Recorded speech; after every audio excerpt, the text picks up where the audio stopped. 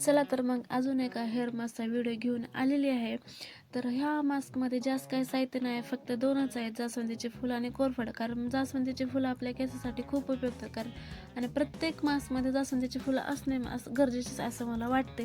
तर हा माझा पर्सनली अनुभव आहे, कारण अगोदरचे केस आणि आताचे केसमध्ये तुम्हाला पुढच्या व्हिडिओमध्ये नक्कीच दाखवेल. आठवड्यातून मी 1 ते 2 वेळेस मी मास्कचे व्हिडिओ घेऊन येईलच. तुम्हाला जर आवडत असतील तर लाईक, शेअर आणि सबस्क्राईब करायला विसरू नका. त्यानंतर मस्त असं मिक्सरमधून आपली बारीक पेस्ट करून घ्यायची. तर बघा पेस्ट किती छान आणि बारीक झालेली आहे. तर त्याच्यानंतर त्यामध्ये आपले खोबऱ्याचे तेल आहे ते टाकायचे असते.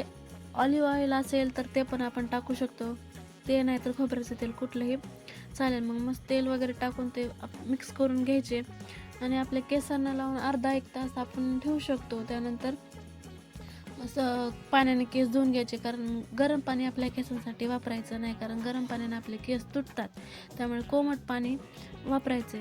त्यानंतर बघा केस किती छान आणि सिल्की झाले आहेत.